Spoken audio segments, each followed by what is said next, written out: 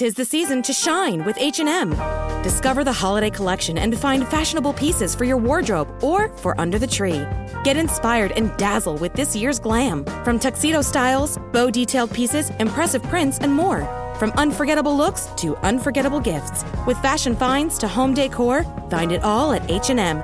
Treat your loved ones and yourself this season. Shop in-store or at hm.com. If you like listening to Warriors in Their Own Words, check out our other show, the Medal of Honor podcast. The link is in the show description.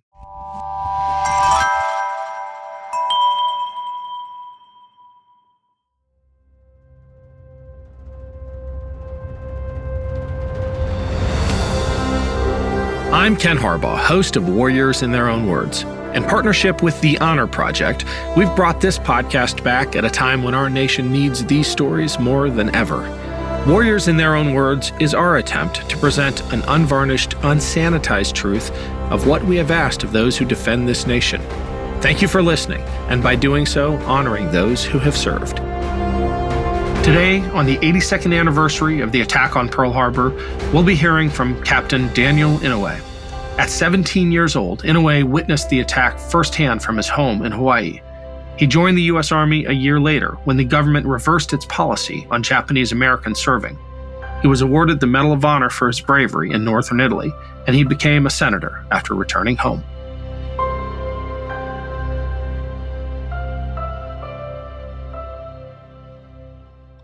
It was a Sunday, and as we have done for so many years, the family was getting ready for church.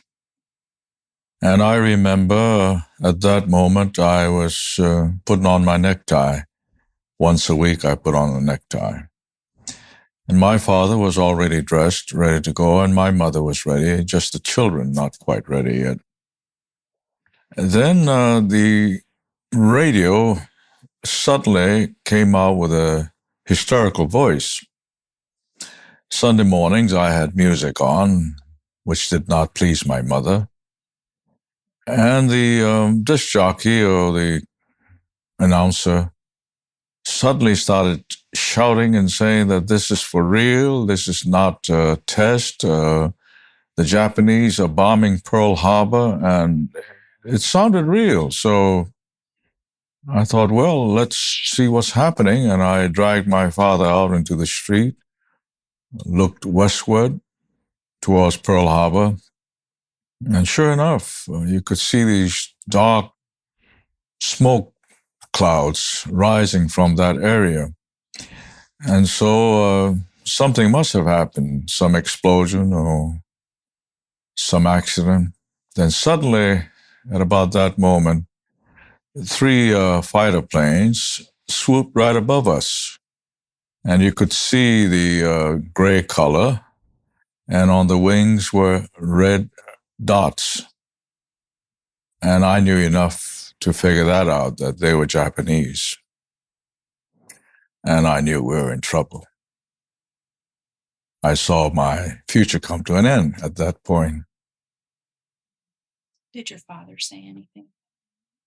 He was naturally stunned because he was born in Japan. He came over as a child. And in my case, it was obvious that the pilot in the plane was someone who looked like me. And so it didn't take much to determine that life ahead would not be easy. Well, I didn't have much time to think because it didn't take but a few minutes when the phone rang, and I was summoned to go to my station at the first aid station. And so for the next week, I didn't get home. I was out there doing my bit. And the aid station was one of those bombed, not by the Japanese, but by one of those unspent shells, our shells that came down and struck us. So, in fact, I've been told that my stretcher team picked up the first civilian dead outside of Pearl Harbor. And the first person was an elderly lady of Japanese ancestry, and half her head was sliced off. First time to see something this traumatic. But then on that day, I must have picked up at least a half a dozen dead. Throughout Hawaii, there were ethnic enclaves. The Chinese lived in an area, the Japanese in another, the Filipinos. Where I spent my youth, I'd say 90% were of Japanese ancestry. So there wasn't much fuss from the neighborhood, just concern, anxiety, and fear. But our non-Japanese neighbors were totally understanding. They knew we weren't responsible, and so they were most helpful. Secondly, I was in a federal job. So this was a United States Civil Service, Civil Defense Agency. And so at that moment, I was a paid member of the government of the United States with a pass, which gave me the authority to be out 24 hours a day. Well, I think Pearl Harbor was a crucial turning point, not just for us, but for all of America. And for the Japanese Americans, it was a time of testing and I think a great challenge. Soon after December the 7th, the government of the United States decided that we were not fit to be soldiers. So we were given the Selective Service designation of 4C. 4C, incidentally, means enemy alien. So for a while, I was an enemy alien, which made me not a subject of the draft. And conceivably, all of us could have sat out the war without endangering ourselves, but I think life would have been a bit different. We decided otherwise, that we were just as good as Americans, and we wanted to demonstrate to one and all that we should be considered Americans. Well, I think it's a matter of honor. All of us somehow are dictated by ego and by pride as one of the aspects of it. And I didn't want to go around my neighborhood with my tail between my legs, cowering around. I wanted to demonstrate to my friends, whether they were of Japanese ancestry or otherwise, that I was just as good.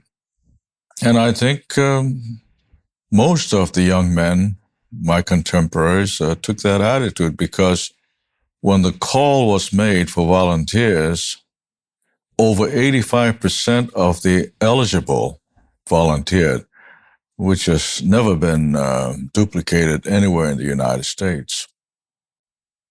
This was war, and it was carried out by people who looked different. It wasn't by a European. It wasn't by the Germans or the Italians. The attack was carried out by the Japanese. They looked different. They spoke differently. Their culture was different. Their religions differed. And so, in a sense, psychologically, they were easily identifiable enemies. Add to this the fact that in wartime, in addition to hysteria, there's much fear. And the concern was that if they can bomb us with impunity, then what next? Will they invade us? And so rumors were rampant throughout Hawaii, and I gathered throughout the West Coast that landings were imminent. And so in that atmosphere, the commander decided on the West Coast that the Japanese should be put away in camps for various reasons. One, you can't trust them. Secondly, maybe it's for their own good. But whatever it was done without conforming with the Constitution, so due process was thrown out of the window. None of the men or women or children were charged with any crime. There were no hearings. So it was an unusual footnote in our history.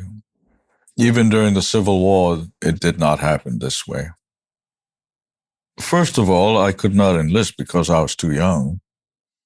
Had to be 18, I think, at that time. Secondly, I was 4C, an enemy alien, so that was a double barrel. But we were petitioning the government of the United States, asking for the opportunity to serve.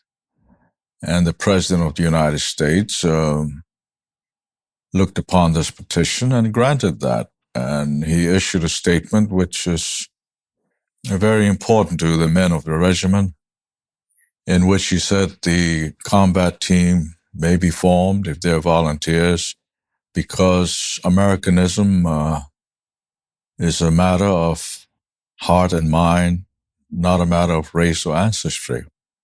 And that was an important statement for the men of the regiment. And they poured out to volunteer, large numbers. All of us have our individual stories, naturally. For me, I had left after finishing one semester at the university in pre-med. I wanted to be an orthopedic surgeon. My goals were set, my dreams were precise, and I suppose every other young person had their dreams, but many did not get home. And in my class, there were 64, I believe, young men in pre-med who volunteered. None of them became physicians because they were either killed or wounded bad enough so that they couldn't continue their quest. The 100th was a battalion, part of the National Guard of Hawaii, and some were draftees. They were already in the service when December the 7th came along, and so they were mobilized. And they were sent off to training in Minnesota. And soon after that, the regiment was formed, and we were sent to Mississippi for our training.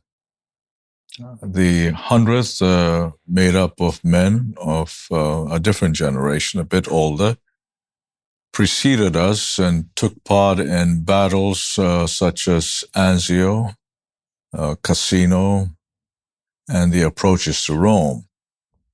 We came in after those battles, the 442nd, and when we did, the 100th became part of the 442nd and formed the 1st Battalion.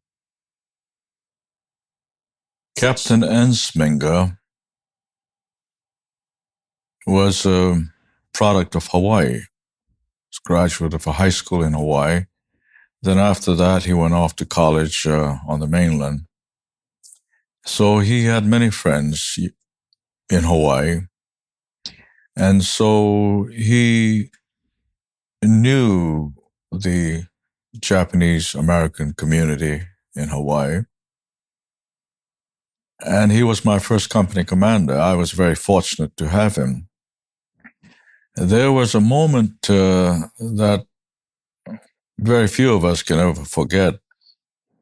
The state of Mississippi, about a month after our arrival, made a decision. And the decision was articulated in a letter from the governor. And the governor of Mississippi sent a letter to the regiment saying that while your men are in Mississippi training, they will be considered white. So we expect your men to conduct themselves like white people, follow the laws accordingly. And on this Saturday morning, when the company assembled, as all the companies throughout the regiment assembled for this announcement, I remember Captain Ensminger with his dark glasses on, so you couldn't see his eyes, and I think he purposely put them on. And his voice was Well, as severe as I've heard it. And he said, I find this extremely distasteful. I wish I didn't have to make this announcement, but we have to. And he read the letter. And he said, let's train ourselves and fight our first enemy, which is the fascists and the Nazis. After that, we go after the real enemy, racism. But he didn't quite make it because on the first battle, he was the first officer casualty. By then, he was the company commander of the battalion headquarters. He had been promoted. And he was killed in the headquarters. A shell came in and he just blown to bits. Well, the morale was always high. We always find it difficult to say goodbye to friends, but it's one of the prices that you pay in warfare. After a while, you don't cry. Somehow, tears don't come out, even with the loss of your dearest friends. I suppose it's a defense mechanism on the part of the body. I'm not a psychologist or psychiatrist, but I found that I would go to funerals after the war and I did not cry until a few years later. In fact, I was already married then, when my wife and I were at a movie and I suddenly found myself tearful. It was such a great event. I grabbed her hand and made her touch my face. I'm crying. It was a big deal for me because I knew then and there that I was normal. For a while, I began to feel that something's wrong with me, that I can't feel sufficient sadness to shed tears, but now my tears flow.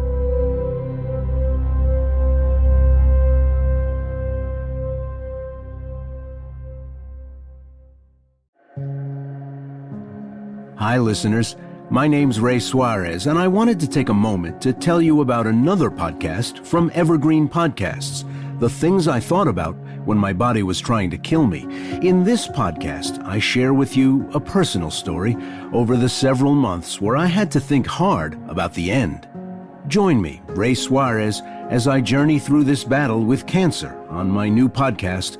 Listen to The Things I Thought About When My Body Was Trying to Kill Me by following us on your favorite podcast app today. Greetings from Evergreen Podcasts. We're rolling out a listener survey and we want to hear from you. The information in the survey will help us gather statistics and in turn make our shows more appealing to advertisers. I know most people don't like ads, but this is one of the only ways our shows make money and help keep their lights on. We promise it will only take a few minutes, but the impact on our podcasts will be tremendous. As a token of our appreciation, we'll randomly select one lucky participant each month to win an exclusive merchandise package from Evergreen Podcasts. Head to evergreenpodcast.com/listener survey to help a show and possibly get some free stuff for doing so. We can't thank you enough for the support. Now back to the show.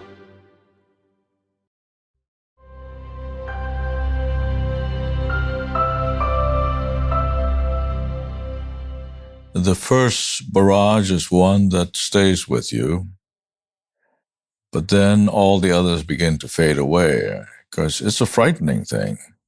Anyone who tells you that he wasn't scared is lying.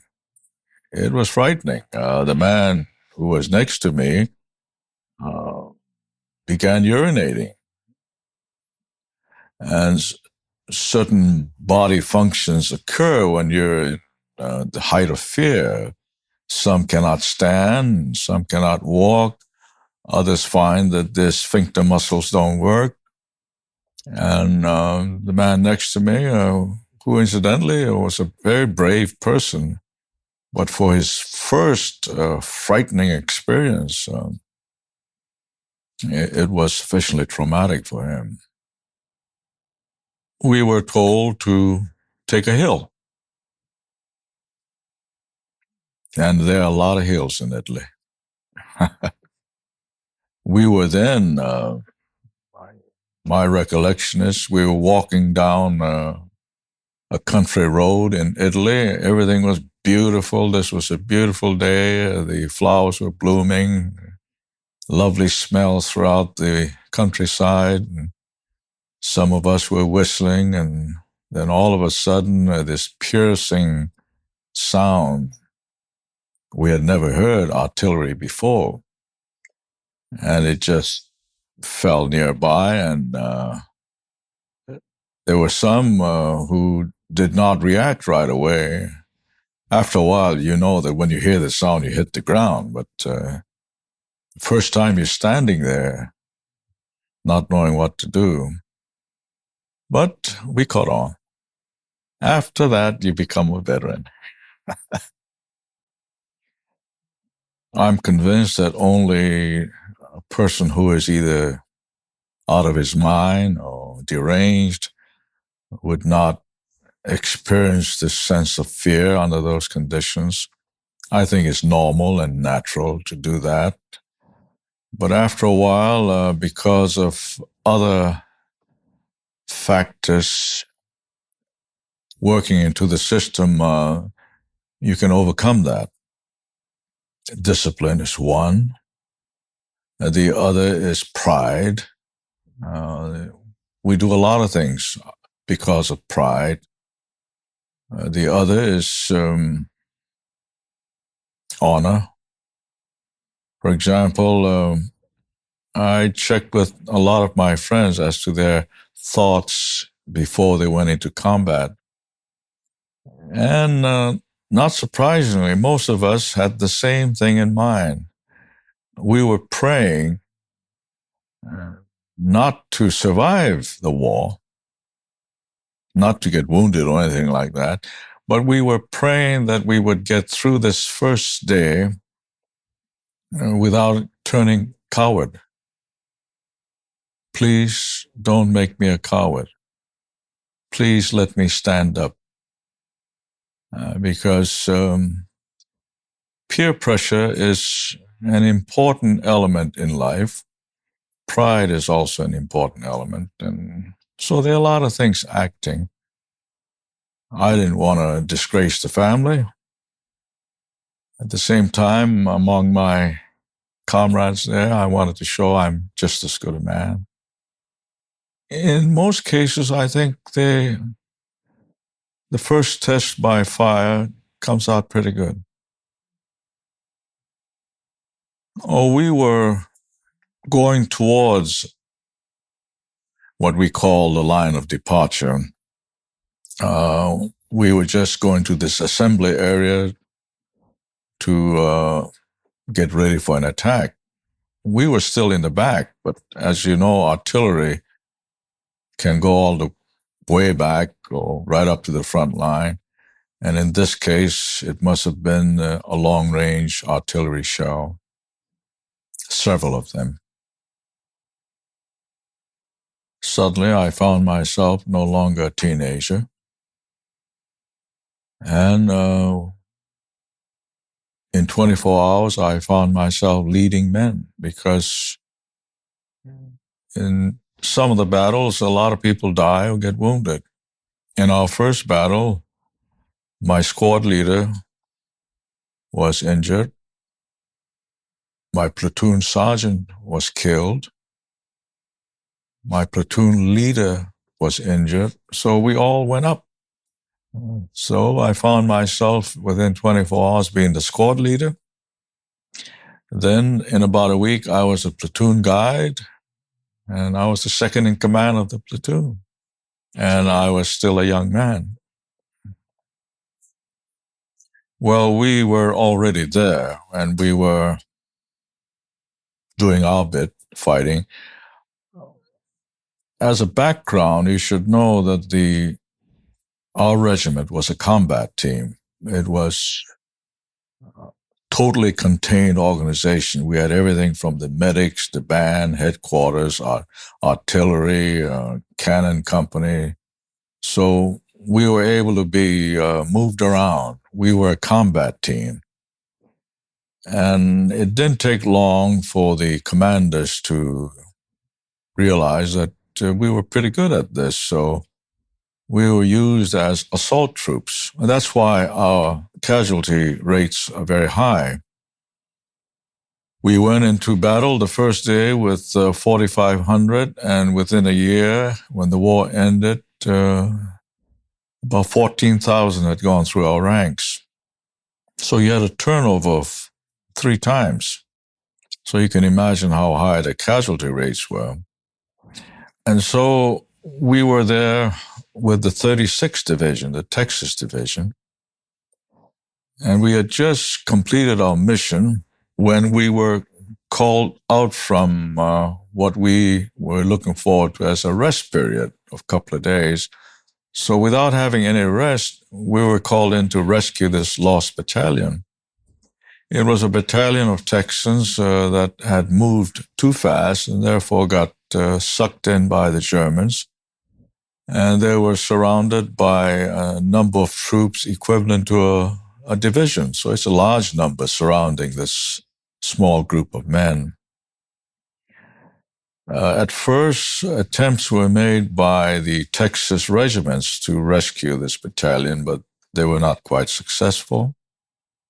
So they called us in. And the pressure was put on that under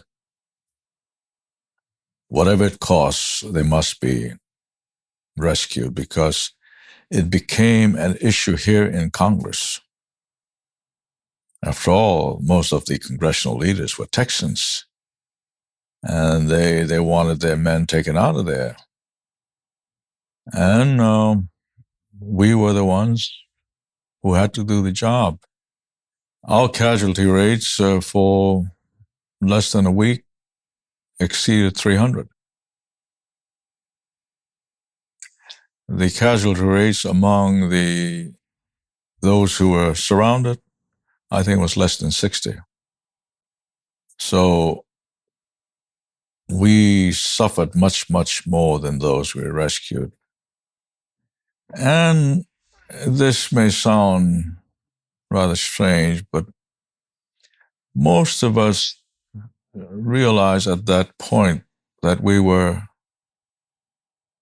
dispensable. If too many Texans died, it would have been a terrible thing for the division. But if we died, it was no big thing. Even if we realized that we were expendable, and that's a horrible thing to say, because I don't think the commanders did it intentionally, but the actions showed that we were expendable. Even if we were expendable, we realized that this was an opportunity that we were waiting for, to really demonstrate something. Now here, a group of Texans surrounded by a division of Germans, and we coming up with our combat team that had already been hurt a little in other battles. And we said, we will, under whatever the cost, we're going to rescue them. It was a very costly mission, but we succeeded. And after that, no one questioned our loyalty and patriotism.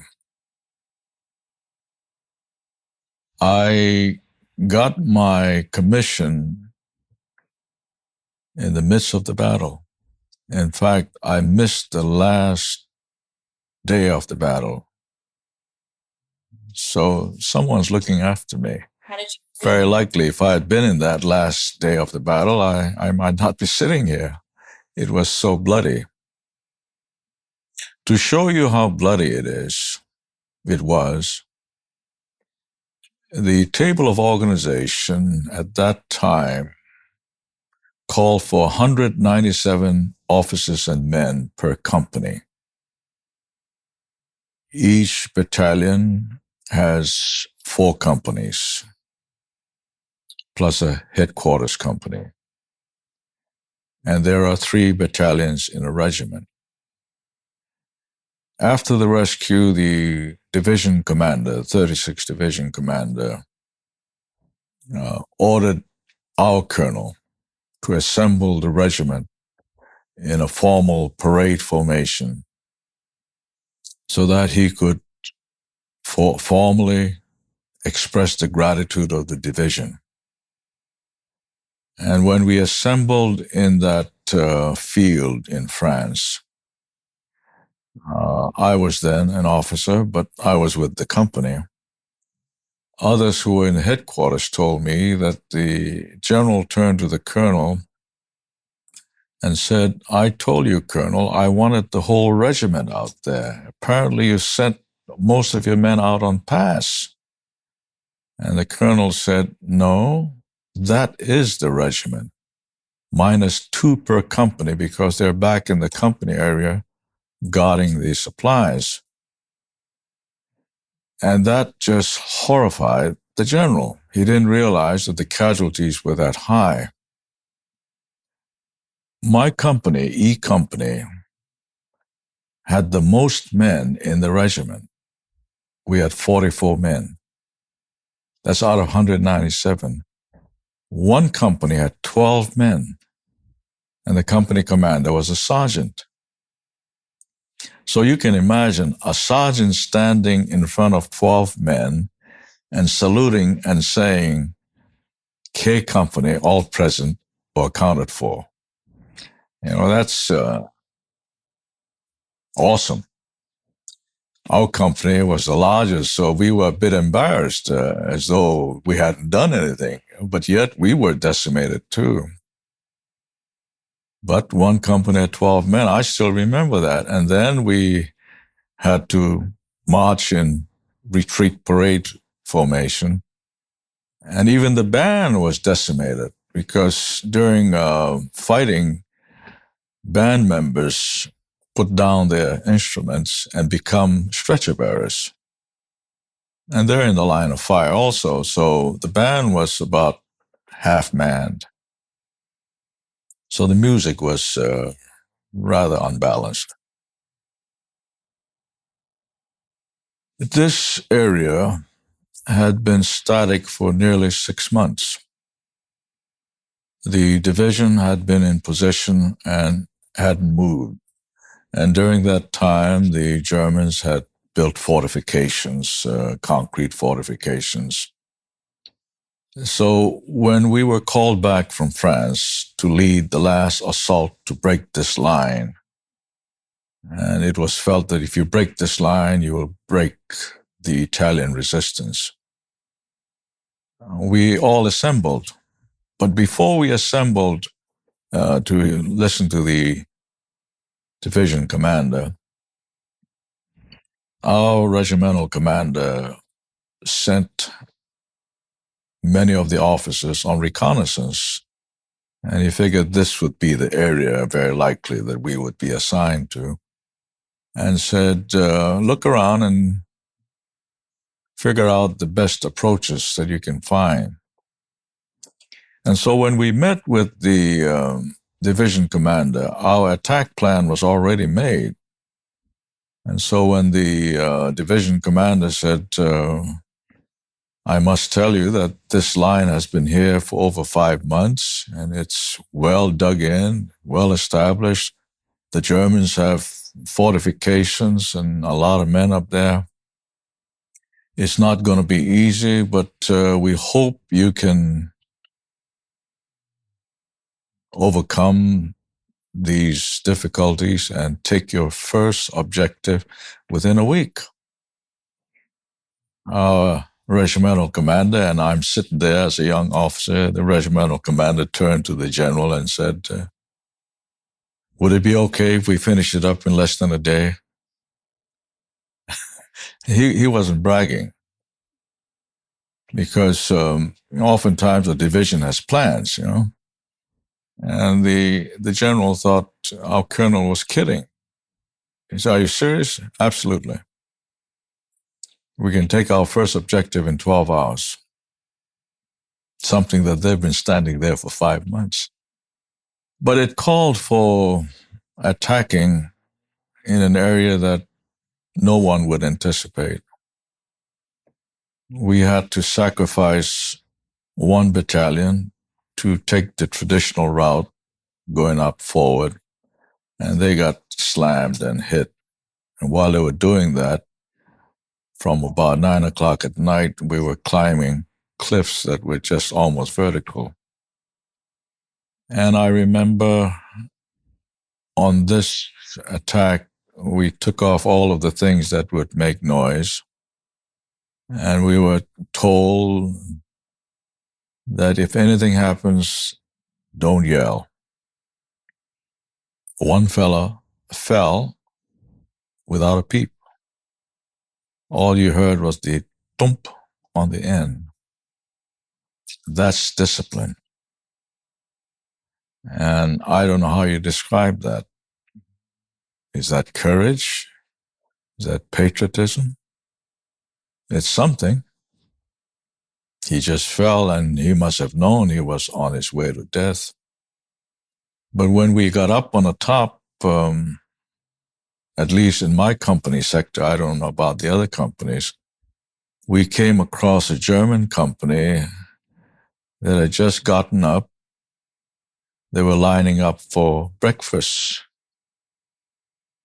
We're like shooting fish in a barrel. And we did it in less than 12 hours. One must remember that we were trained. Part of the training involves psychological training. I don't know about the training today because we don't have an enemy today. But at that time, we had two enemies, the Germans and the Japanese. Now, if you were going off to the Pacific, they would show you training films with Japanese, horn-rimmed glasses, buck teeth, and all of that. We were facing the Nazis, cruel-looking men, raping women and bayoneting children. And so by the time we got overseas, we considered them the vermin and scum of the earth, and they should be wiped out. And it was like killing rats. And this is all part of the so-called brainwashing, I suppose. And in wartime, all nations use some form of brainwashing. When I shot my first German, I knew I shot him because I very deliberately aimed and squeezed the trigger. And when he went down, the men all came up to pat me on the back and say that was terrific. I saw him first, so I says, that's mine. Now, today, that's unthinkable that you'd be shooting something like that. I'd find it difficult to shoot a deer, much less a rabbit. But here was a human being up there. And it didn't bother me at all. Because as far as I was concerned, he was an enemy and he was no good. I was doing the world a great deed by getting rid of him. But after a while, you realize that you're killing brothers and fathers and uncles and husbands, and it gets to you. I saw the chaplain as a result. Well, he tried his best and he said, well, this will be over soon, but it's your job. So you just had to go back out. Keep in mind that the other side would like to get rid of you if they could. And they tried. Well, here again, the human body is a fantastic machine, if you want to call it that. If the injury is slight, such as, say, stepping on a nail, you would feel extreme pain, excruciating pain. But apparently, if your injury is so horrendous that it goes beyond a certain stage, there's a certain threshold And beyond that, you don't feel any pain. And you seem to go into some type of what they call shock. Now, the first injury was through my gut, and there are not too many pain nerve ends in the stomach area. So the only thing that I can remember, I thought somebody had punched me, just a blow. A bullet came out right next to my spine, but I had a little backache and a little stomach ache, but no excruciating pain. So I kept on going, and the bleeding somehow had stopped. And when my arm literally blew off, just hanging by a few shreds, there was no pain whatsoever. It sounds strange, but I didn't experience any pain. If it's slight, that's when you say, ow, But if it goes beyond a certain point, you pass out. But I had not reached that threshold where I would go unconscious. Then after that, I was hit on the leg, and that put me out of commission because I could not walk. Well, he was standing up, and he shot me, and he was beginning to cock the rifle again, and I wasn't sitting down. I had a grenade in my right hand. So the first thing I did was to look for the grenade. I thought it had fallen. And if it did, it would endanger my life and the lives of those nearby. And as it happens on something this traumatic, the hands froze, and it froze around the grenade. It sounds gruesome, but so I took it out of my hand and I threw it at the German. So he's in Valhalla. Your arm was eventually amputated, and how did that feel to lose your arm? How did you? Well, in my case, it wasn't bad. There were others in a hospital that had to go through some psychological counseling. In my case, it was obvious it was gone. In fact, I had instructed my medic to just snip it off, and he says, look, I'm not authorized to do that. It's physician's job. But when I went there, they took it off, so I knew it was coming out. But if I had any hope of saving that, and then it might have been a traumatic experience to look there and say, my God, it's gone. First of all, having gone through from day one to the last day, because 2 days later the war ended, I realized how lucky I was. I should have been dead. And so it wasn't a matter of sadness. I just rejoiced in my good fortune. My head was not hit, so I could still think, see, smell, and taste, and hear. I had a good time. I don't want to give you the impression that I sat back and suffered, went through a lot of indignity. I had a ball. The nurses were good to me. I was a young officer. I got in when I was 20, and I was 21 then. And the war was over. Everyone was nice to you. People in uniform were given special deals in restaurants and nightclubs and transportation. It was almost common to get on a cab and the guy would say, no, it's on me. It was like that all over the United States, with a few exceptions. I had some nasty experiences, but in general, the people were very nice. I naturally look forward to my return. My return was an unusual one. I got on a plane on the West Coast, and since my past was of the low priority. I was just going home on a pass. The other men were going off to be assigned to some other position, so their priorities were higher. The highest ranking person was a general, and he was in the front row. I was in the back row, right next to the toilet. That's the lowest rank. But he somehow saw me going in, and he had fought in Europe. So he sent his aide to talk to me, and when he found out that I was with the regiment, he said, "Come on up forward." So I sat with him from the West Coast to Hawaii. And there is a difference between the food that a general eats and what a captain eats. So I ate general's food. And when we landed in Hickam Field, it was about midnight.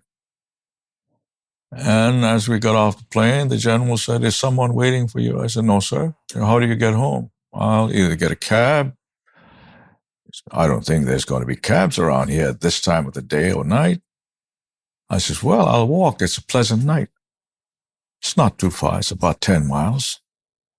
And 10 miles wasn't too much. My legs were good. He says, "No, you take my car." And his car is a limousine with a sergeant driving. I said, "You want me to take that car?" He said, "Yep." So I sat up in the front with the sergeant. The sergeant says, "No, you sit in the back. We're going to give your folks a big show."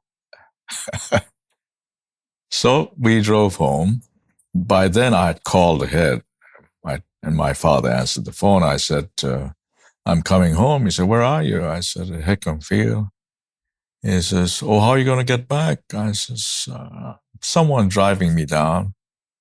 So I should be home in about 40 minutes or so." It gave them enough time to get out of their pajamas and change their clothes. This is 1 o'clock in the morning. They're all dressed up. And when the car came in the driveway and the sergeant opened his door, came to my side and opened the back door, giving me a snappy salute, my mother must have thought, this little boy left here as a private, he's coming home as a general now.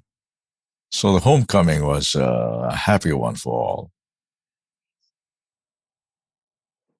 At that time, this was the largest war that our country had gone through, and the nation had somehow organized itself, and the economy had boomed. It was a wartime economy, and when the war was over, it was a grateful nation. Unlike the aftermath of the Vietnam War, when sadly many of the men had to literally return home in the dark of the night, we were all given parades and great festivals and such. And the same attitude prevailed in the hospitals. So in the hospitals, unlike today where 3 months later you're out on the street, it took me nearly 20 months before they would release me. They had to be assured that I was fully rehabilitated. And part of my rehabilitation involved a series of examinations and consultations and conferences with psychologists and physiotherapists and occupational therapists and such. They decided I should either go into teaching, social work, religion, or politics. And I must say honestly that I considered teaching and social work, but the pay was too low, $125 a month. I felt that the ministry was nice. My mother thought it was a great thing, but for me personally, I thought it was sacrilegious. And so that left politics, and I didn't know anything about it, but I began looking into it. And I found it very interesting. And so I decided to pursue that. And I set my sights for a law degree to prepare myself for that. I'm certain Hawaii would have become a state at some stage in our history. But I believe very sincerely that it came about early because the major argument that they had against statehood was wiped away. Most of those, my former colleagues here, were concerned about granting Hawaii statehood because the majority of the population were not European. And that was the nature of the United States, majority white. Instead, in Hawaii, it was majority of different colors. And Asians made up a large block of that. And, well, there were some who were very much concerned that this would be, quote, un-American. But with our military record, they couldn't quite speak up against them. Now, the Texans who were from the South, in this case, were supportive. Because after all, we were Texans also. They made us Texans with our blood. And so I think that helped. And obviously, it gave many Americans of Japanese ancestry that followed opportunities that would not have been available had it not been for our success. I don't think I'd be sitting here if it weren't for that. I might be a good surgeon. As I said, when we were able to redeem our honor, demonstrate our patriotism and loyalty, the burden of demonstrating and proving was taken off. We had succeeded. We were a group of men, in many ways a cross-section of America. We came from the fields, we came from the shops, came from the campuses. Most of us were of, well, limited means. I would say most of us were poor. Very few, if any, were wealthy, but that's America. Our education level was about the same as the rest of America. There were a few college grads. Most were high school graduates. And we all had our weaknesses and our strengths, and we had our loves and our dislikes. We had sweethearts and wives and children, parents. So whatever caused pain to a white American or black American, we felt the same pain. It wasn't that unusual, but the circumstances of that moment, the challenge, I think, put us in a slightly different posture. We had, in addition to the mission of ridding this world of this Nazi scourge, it was ridding our community of racism. So it was a double mission. So in that sense, we had an advantage. And I'm certain all others with the same type of advantage. Take the African Americans who were the first pilots, they did extraordinarily well because they knew that many eyes were focused on their activities. In the same way, we knew that many eyes were focused on us, not just our parents and our brothers and sisters, but our neighbors, those who did not like us. That was Captain Daniel Inouye. To hear the details of what earned him the Medal of Honor, check out our episode about him on the Medal of Honor podcast. The link is in the show description. Thanks for listening to Warriors in Their Own Words. If you have any feedback, please email the team at kharbaugh@evergreenpodcasts.com. We're always looking to improve the show. And if you enjoyed this episode, don't forget to rate and review. Warriors in Their Own Words is a production of Evergreen Podcasts in partnership with the Honor Project. Our producer is Declan Roars. Bridget Coyne is our production director, and Sean Rule-Hoffman is our audio engineer. Special thanks to Evergreen executive producers Joan Andrews, Michael DeAloia, and David Moss. I'm Ken Harbaugh, and this is Warriors in Their Own Words.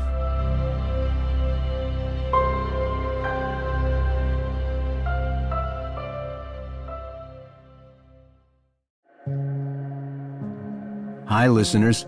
My name's Ray Suarez, and I wanted to take a moment to tell you about another podcast from Evergreen Podcasts, The Things I Thought About When My Body Was Trying to Kill Me. In this podcast, I share with you a personal story over the several months where I had to think hard about the end. Join me, Ray Suarez, as I journey through this battle with cancer on my new podcast. Listen to The Things I Thought About When My Body Was Trying to Kill Me by following us on your favorite podcast app today.